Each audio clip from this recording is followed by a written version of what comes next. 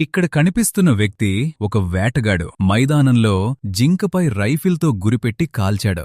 Bullet తగిలింది కాని ఆ గుంపు వేగంగా పరిగెత్తింది. అతను భయపడకుండా ఖాళీ బుల్లెట్ తీసుకుని దాని వెనుక వెళ్లాడు. కొద్దిసేపటికే అతనికి నేలపై రక్తపు మరకలు కనిపించాయి.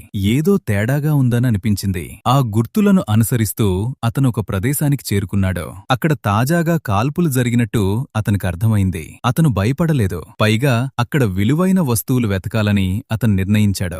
జాగ్రత్తగా ఒక కారు తలుపు తెరిచాడు.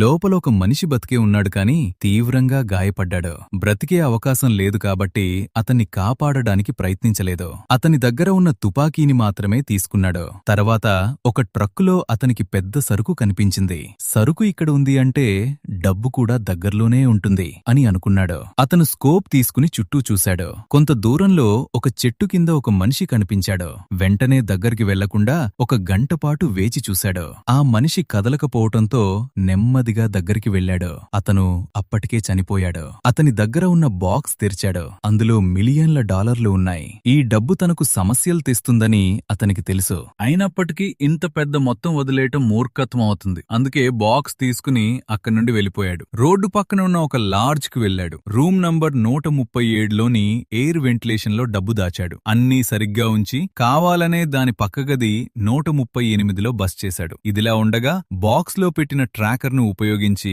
ఒక కిల్లర్ త్వరగా రూమ్ 137కి చేరుకున్నాడు. అతను జాగ్రత్తగా చెప్పులు తీసి నిశ్శబ్దంగా తలుపు దగ్గరికి వెళ్లి తాళం తెరిచాడు. లోపల ఉన్న వ్యక్తిని చూడగానే క్షణం కూడా ఆలోచించకుండా చంపి తర్వాత బాక్స్ కోసం వెతకడం ప్రారంభించాడు. కాని అతనికి ఏమీ కనిపించలేదు. అతను వెళ్లిపోగానే బాక్స్ తీసుకుని అతను కూడా వెళ్లిపోతాడు. ఫ్రెండ్స్, ఇప్పుడు ఈ ఫోన్లో టైం ఎంతో లైక్ చేసి కామెంట్ చేయండి.